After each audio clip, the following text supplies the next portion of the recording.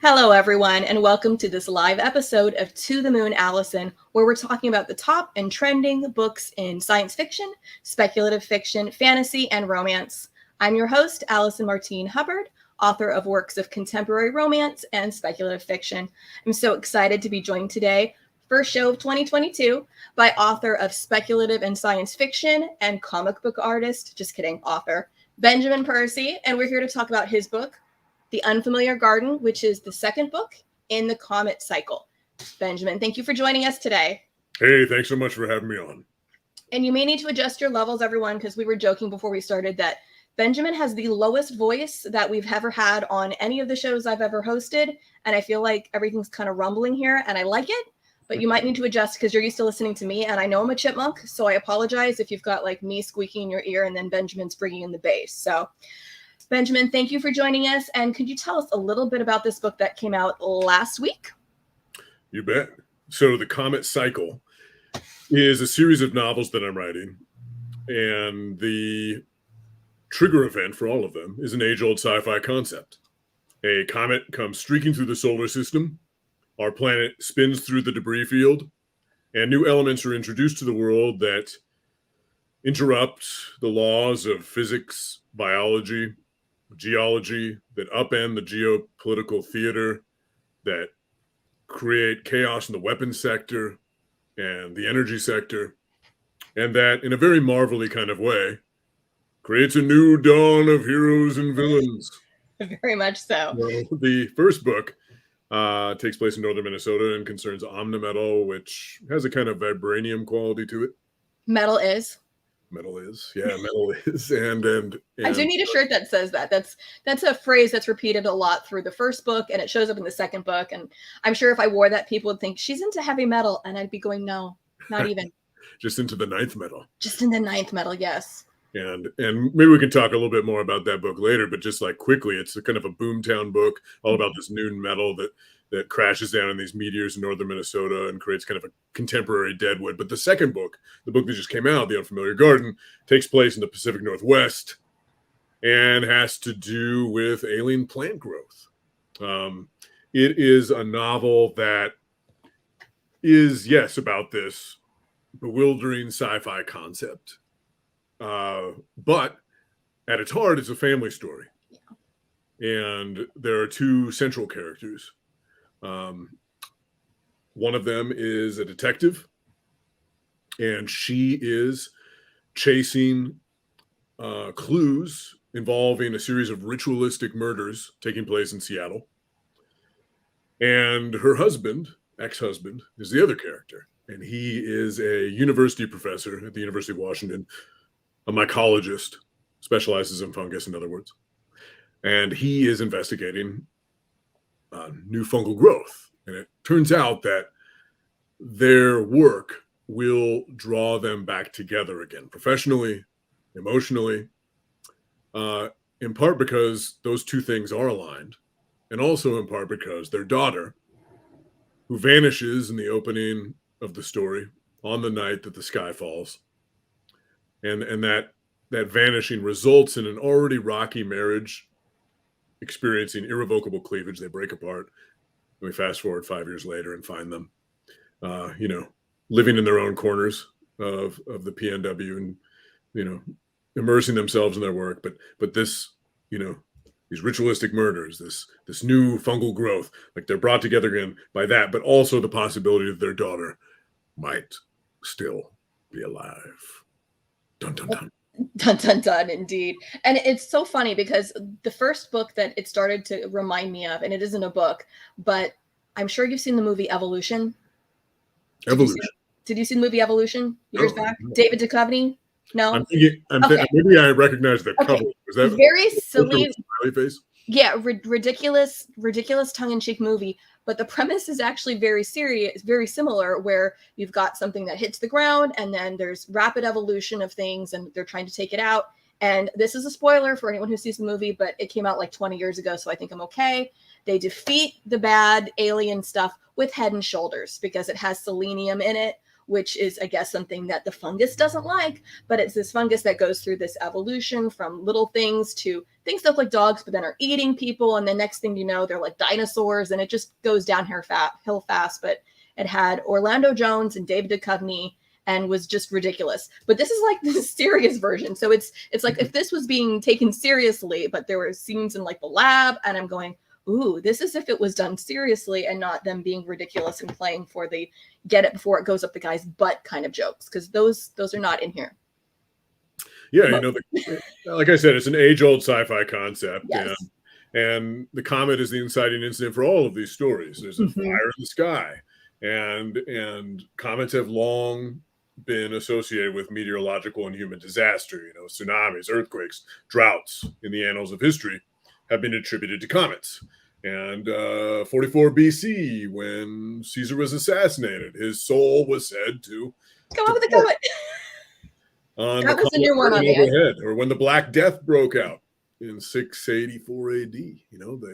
They believe that Halley's Comet was to blame. And so I'm drawing upon that. I'm drawing upon some of my favorite narratives, everything from John Carpenter's The Thing, H.P. Lovecraft's Color Out of Space, Arthur C. Clarke, Hammer of God, George R. R. Martin, Clash of Kings. I could go on, but like comets are oftentimes used as a supernatural device, as an instigator of change. Yeah, I was going to say that the Hammer of God and then followed by Anvil of the Stars, those two. But fortunately, when I do like the fact that this features a comet that doesn't destroy everything. So instead of it just being like on my Goodreads shelves, I have one that's apocalyptica. But this isn't really apocalyptica because the world's changing. It's not ending. And so it gives you a lot more to work with rather than a lot of the tropes where you just have, well, most of humanity's gone. Let's go look for canned goods. And I love those stories too, but we sometimes have had enough of those. So I liked getting to see, okay, what's new and what's next, and how is the world changing because of this, rather than how is the world pretty much dead. Yeah, it's not an apocalyptic story at all. It's about a new world within this world. And in part that came from, a few years ago, and I'm sure other people felt the same. I just was feeling a bit numb, and part of that had to do with just what was happening in the world, but it also had to do with the way in which I was gobbling up information. I felt like I was glutted on news. And there's something about the way in which we consume, news right now, where if something happens in Rio, Tokyo, London, Chicago, wherever, I can know about it within seconds. And I can get online and I can watch firsthand video or hear witness testimony or, get the opinions of so-called experts, who are on the ground or whatever else. And it creates like this flood in your brain. And I felt like I had lost my capacity for awe. Yeah. A little dramatic, but it's true. I felt like I had lost my sense of wonder. And in part, I set off to write this book, or the series of books, to create a sense of wonder for myself again, because so much about wonder, that feeling, is about not knowing. Yes. And so the not knowing, if you consider that here are all these new elements that have been introduced to our world, so that overnight, the laws have changed. And that for me is such a fun sandbox to play in. Well, and like you mentioned, it's well how it changed so many different things, and it's something you emphasized more in the first book in Ninth Metal, that it changed the economy in a certain town, like a town that goes from being on the verge of being a ghost town and everybody's moving out to this is the new gold rush. This is a boom town because this is where Ninth Metal is. And like I said, metal it becomes this religion to people, and it's this odd mix. And I've never seen something presented this way, where it's this mix of almost a drug cult and a religion, because we've seen a lot of apocalyptic cults before, but not one that tied in specifically something that's tied to it, not just, oh, well, a spaceship is coming to take us away, but no, the spaceship has been here, or the space connection has been here, and now we're consuming it and becoming one with it in this very unusual way. Yeah, whenever you encounter a piece of speculative fiction, whether it's fantasy or sci-fi or horror, it oftentimes is channeling cultural unease, societal unease in some way. You look at Godzilla and it's all about post-atomic anxieties. Mm-hmm. Or Invasion of the Body Snatchers is about the Red Scare and McCarthyism. Or look at the way Romero reinvented the metaphor for the zombie in every era in which he produced those films. So when I am writing the series, and I'm doing that.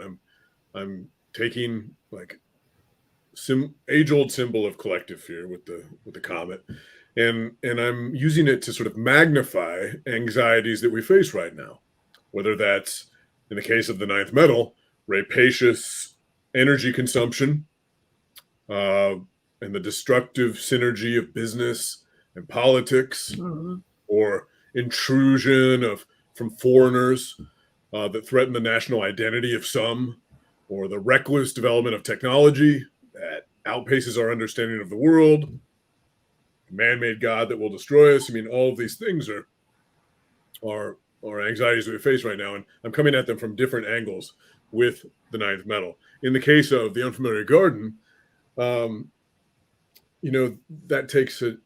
take a different angle, and it becomes very much about an invisible enemy that is riding the air all around us. The spores, the fungal spores, they're a contagion. And that's something that we are extremely anxious about right now. I think yours is the first book that I've read that has outright used the word COVID, and you use it unapologetically, because there are no dates in this as far as I could tell, but it's in a post-COVID world, and it's in a place where, because one of the characters, Nora, who's the police officer, she is like, I'm in a hermetically sealed house, everything here is clear, I am always wearing this, and she's getting looks, but she's like, nope, this is how I'm choosing to live, to make sure that that's not something that's getting in me. And it later becomes something that's important that she's done, because she's protected in a way from these spores that no one even knows to be aware of, to protect themselves from, because you can't see them. They're not like floating around like this big. Yeah, COVID isn't central to the book, but I thought it was important to at least acknowledge it glancingly, to give it, some real world authenticity, the speculative hoo-ha of it all. And that goes for the slippery science of this novel. With every book that I write, I spend a lot of time talking to researchers. In the case of my novel, Red Moon, it's a werewolf novel, but I filled up so many yellow legal tablets with notes when I interviewed scientists at the USDA lab, scientists at Iowa State University, trying to come up with some version that was biological version of the supernatural myth, something that was analogous, rather than just like, oh, it's a curse, it's magic, let's not go there. Instead, it comes out of the wolf population, in the same way that chronic wasting disease or mad cow disease rises out of an animal population, right, with like the prion there, are infected with it. Yeah. So anyways, in this book, I spent a lot of time speaking with biology professors such as Dan Hernandez at Carleton College. I spent some time taking a fungal class at the Wolf Ridge Environmental Center up on the North Shore. And as a result of that, I hope that, there is like a foundation of truth that helps you swallow down things that are a little bit more technicolor. Sir, I just laughed because I wanted to know how many you actually ate. It's research. I'm always doing shrooms. Where do you think I get all my good ideas?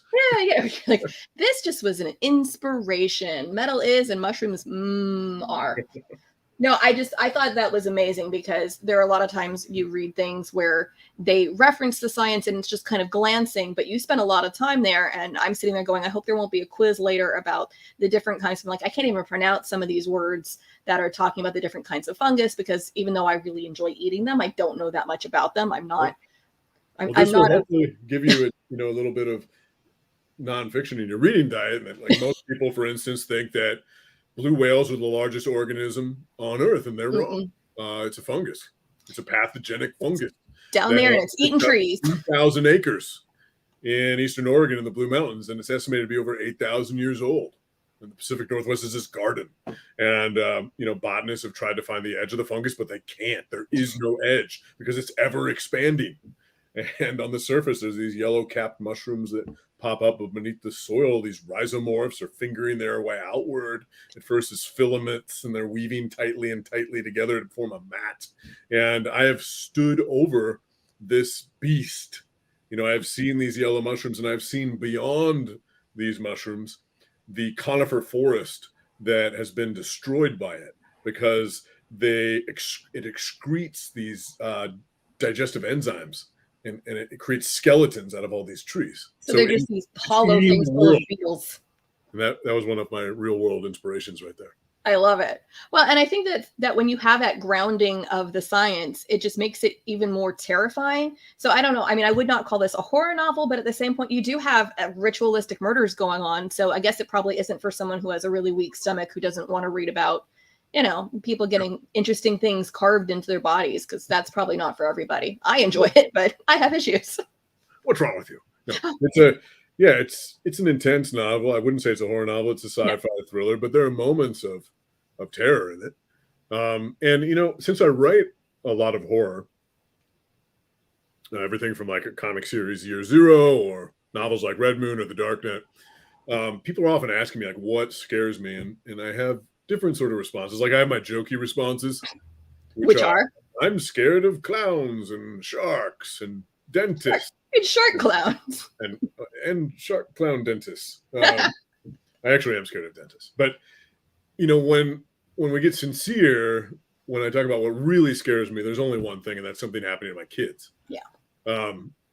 And I think that stories infect or inflict readers most when there's something personal that the author's bringing to the page, something raw. And I was talking about inspirations here, and in this case, like when the daughter vanishes, that's a petrifying moment, and that's one of the things that carries you throughout the book, is wondering what happened to her, and just what a debilitating experience that is on the parents. And that's true to some degree in that my kids are 12 and 15 right now, but when they were young, they had undeveloped airways, and every winter was a nightmare. Yeah. Because they would get severe croup and they couldn't breathe. Did you have to do the respirator things with them? Yeah. And then we did that with my youngest when he was littler, because their lungs just can't do anything. So it's like, here, have some steroids till your lungs catch up. Right. And we were in the ER, we were in the ICU over and over again. One of the worst memories of my life is watching my son in the middle of a blizzard in Milwaukee, Wisconsin, where we lived at the time. He was, put onto a gurney and popped into an ambulance. And I had to follow, and his lips were blue. His mouth, his face was turning blue, and he couldn't breathe. And so I had to follow this ambulance through this snowstorm, not knowing what was happening in that ambulance. It's one of the, most horrible memories of my life. And so I'm channeling this very real fear onto the page. And I think that hopefully that's where some of the horror comes from. I completely agree, because I am a parent, and there was nothing scarier in the book than that earliest scene where the father comes back and the daughter is nowhere to be found. Yeah. And it's right in the beginning, so it's not a spoiler. You've already talked about it. But the idea that there's just nothing. There's no sign of what happened to her.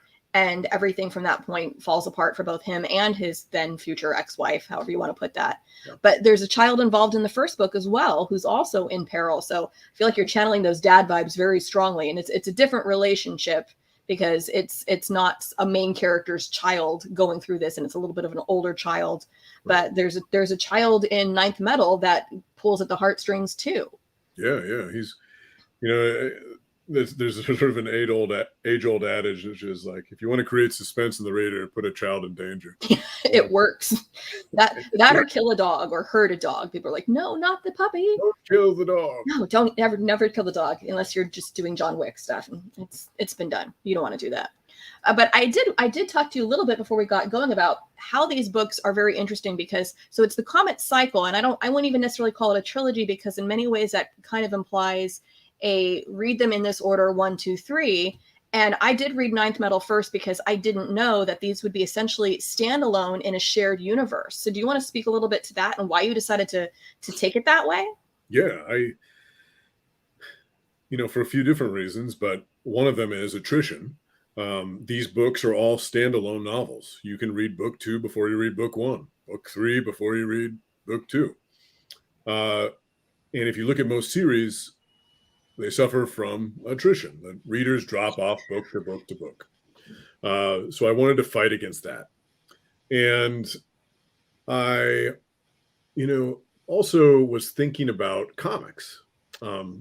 Comics sort of taught me that lesson. You're always told, if you're writing for Marvel and DC, and I write Wolverine and X-Force and Ghost Rider for Marvel right now, and I've written for either Marvel or DC since 2014, but you're always told, like, every comic is somebody's first. That's so true. And then sometimes they do become these unapproachable things. I know I watch some different things like comics are weird, and being able to even understand what's going on. I remember back when I was in high school and I was first getting a taste of some of these, I ended up buying kind of a primer to X-Men because I was so very confused. And I looked at this one page going, well, I'm never going to understand, because once you get into Days of Future Past and then you've got people time traveling, you're going, well, no, I'm never going to understand this. So if you don't have something that's easy access, easy entry point, you're not going to get new readers. And you're only going to have people who are like, well, if you haven't read it for the last 50 years, you won't really understand this storyline. And obviously with the success of things like the MCU, there are people who are still just coming in now and they want to have a new love of a comic. And they're not going to do that if they're like, I have no idea who these people are or the relationships. Yeah, the mythology can become far too dense.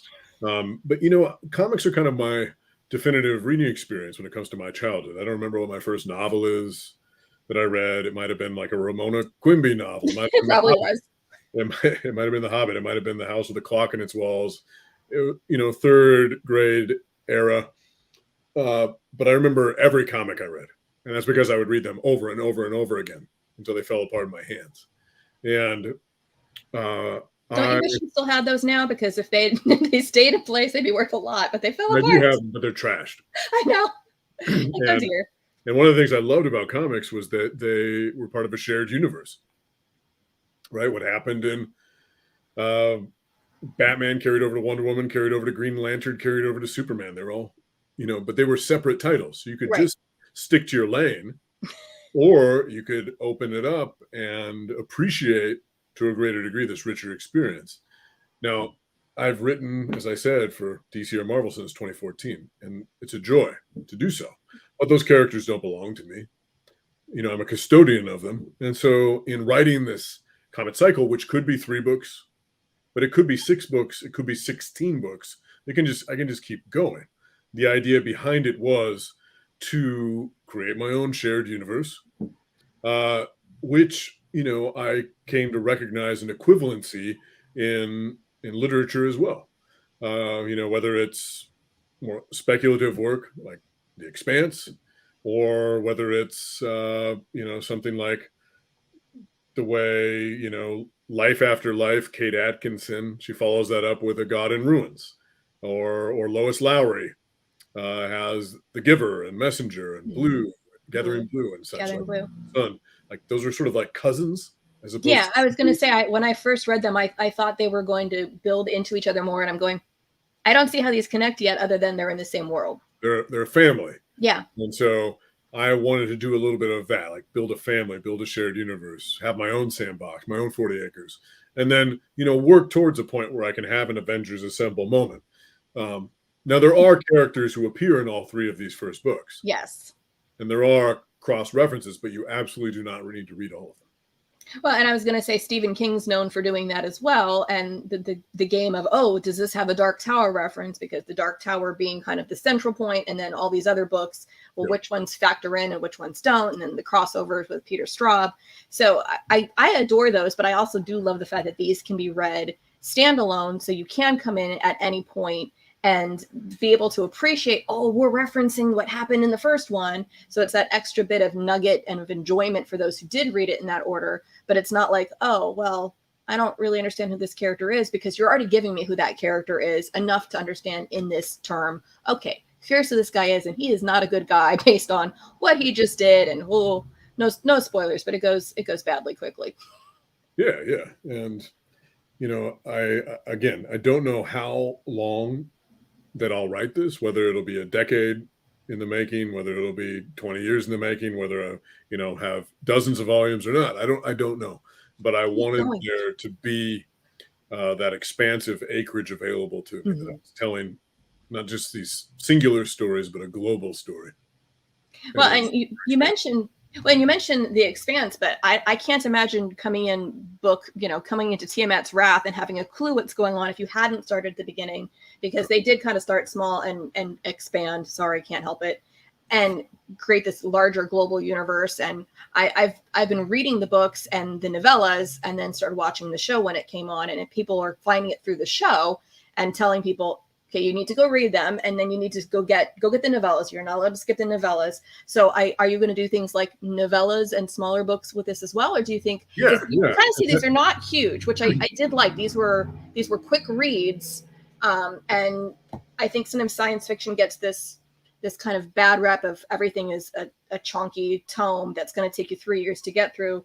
These are crisp. I have no better way to put it, but your prose is crisp and it's very precise. And other than the actual scientific terms, which you can't really help being the words they are, it's not prose that ends up drowning you in descriptions. It's crisp. I don't know if it's because of your comic background that you're like, I only had a bubble this big, so I've got to make every word count, or if that's just your preference and style. But I love it. Crisp poetry. Part of my pitch for the Comet Cycle was not just the story itself, but the rollout.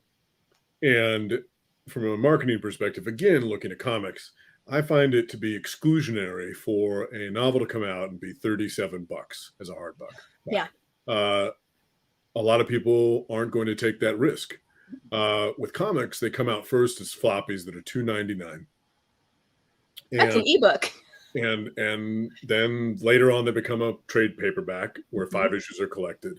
Later on, they become a hardback. Later on, they become a deluxe omnibus.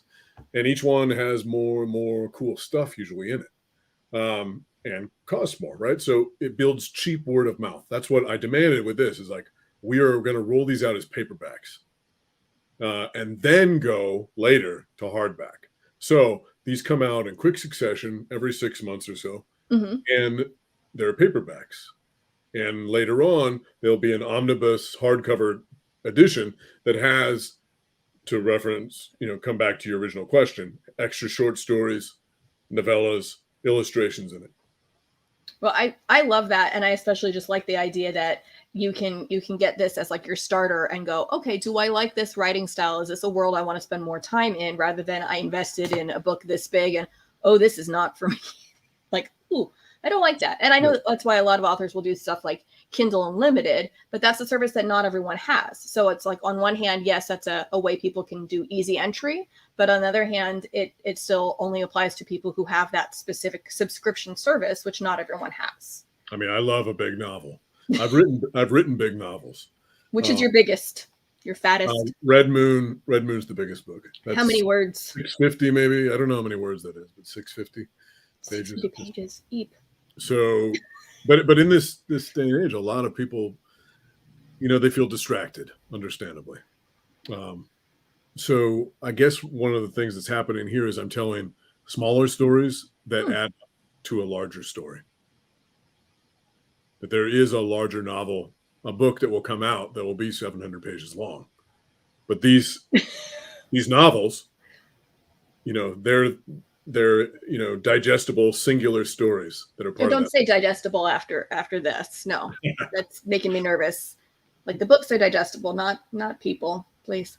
But no, I thought that you did what? I said the books are edible as well. Just put some ketchup on them. Maybe. I really appreciated that it was such a quick read, because I felt like you were keeping the tension really high throughout too. And even though there were multiple things going on in the book with missing children and serial killing and ritualistic killing and discovering these new forms of life and what does that mean for the world and geopolitics, it still didn't feel at all padded.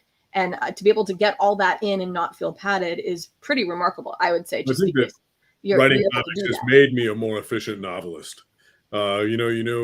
When you're writing comics, that you're supposed to be doing 3 things. You're supposed to be building character. You're supposed to be pushing the plot forward. You're supposed to be, enriching the theme. This when you're writing novels as well, but novels could be 700 pages. A comic is only 20 pages. It's not 18. It's not 24. It's 20.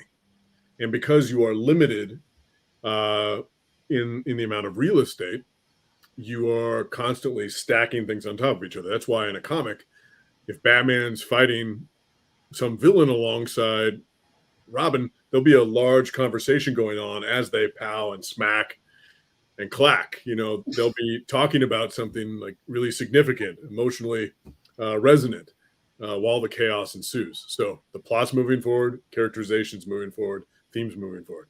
With novels, novels are known as baggy monsters. I think that's what Did you say baggy monsters? Baggy monsters, yeah. I've never heard that. How is it a baggy monster? Because books, they go on digressive tracks, and authors get fascinated by their own use of language, and they'll spend like a page talking about the way the sun's setting over the mountains or whatever. They don't have that crystalline quality that you oftentimes find in short stories or in comics. So in writing in one medium, and this is often the case because I write across many different mediums, I find that I harvest sort of a storytelling arsenal that then informs my other work. Yeah, it strengthens you all across the board. And it's funny because several authors and I were talking about doing short stories. And I personally, I'm terrible at them. I enjoy reading them and I've tried writing them. It's just not something I'm very good at. And I feel like I would need to have a crash course in how about you go write for a comic for a while and figure out how to get this really down and compact. And then maybe you can write a decent short story. I'm not there yet. And that's okay. No, comics are 20 pages, 5 to 7 scenes. There's an A plot, a B plot, a C plot, and a D plot. The B plot of one issue becomes the A plot of the next. C plot becomes the B plot. There's, usually a splash page, a single image page in the first 5 pages. There's usually a splash page as the final page. There's not a formula, but there's some guidelines. I was going to say, no, that sounds exactly like a formula, and I'm no good at math, but I'm following all this going, yeah, you would have to have that really gridded out and not just, I'm just going to see where this takes me. No, it takes you to this page, and you better be ready for that splash on that page or forget it. Yeah, but the constraints can sometimes be inspiring. Just because it forces you to do it. Writing form poetry, like a sonnet, can be inspiring. Comics as sonnets, I like it. Well, I want to hear about the third book because you say these are coming out in rapid succession. So I'm assuming you have a title and a release date for the number 3 in this cycle. The next book is called not the Comet Cycle. It is part of the Comet Cycle. It's called Sky Vault. Sky Vault? Sky Vault. And I've traveled to Alaska several times. And when there, one of the things that I encountered was the number of astroscience and atmospheric science labs that are there. And they look very much like something out of Stranger Things. And it's about that. It takes place in Fairbanks. And you come to understand where the comet came from, which is not from the Oort cloud, which is the common source of most comets that we see.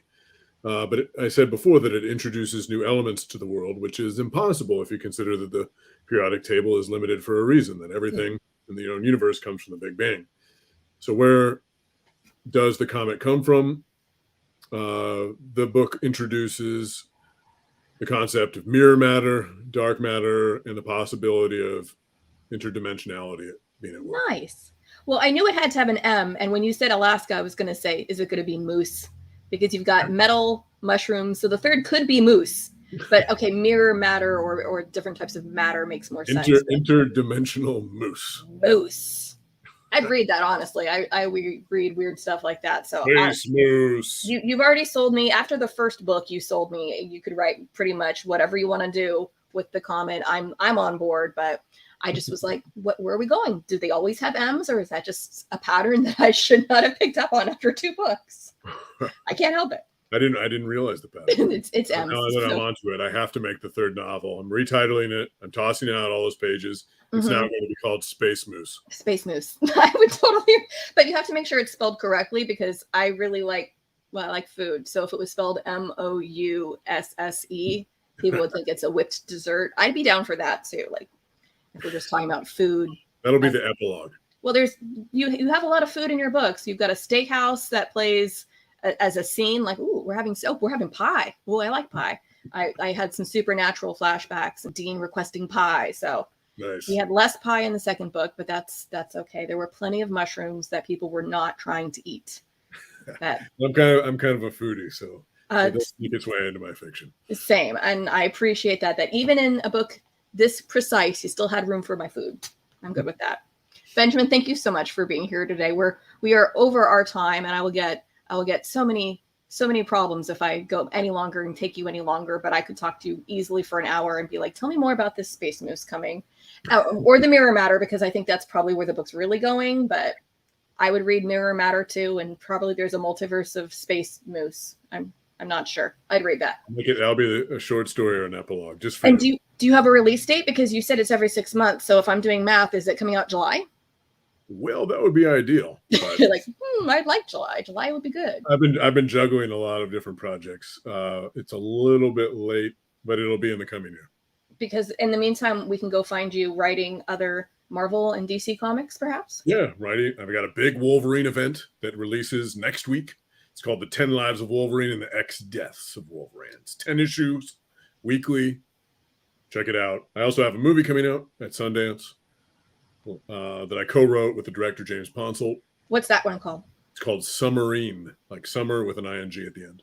Ooh, Summerine. Very nice. Yeah. So if it's at Sundance, do you think we'll be able to find it on platforms or in big theaters sometime this year? Or I don't know how much. We just got the crappy news that Sundance is going virtual, which is understandable given what's happening in the world, but still stinks. Still stinks because you were going to go to Sundance. I know. So the red carpet premiere is in my basement. And anyways, because you still wear a bow tie. It's online, you can get a ticket to it and watch it virtually. Very nice. But we're going to be hitting other film festivals in the spring, and there'll be a wide, release premiere. We don't know the exact date, but it'll be this summer.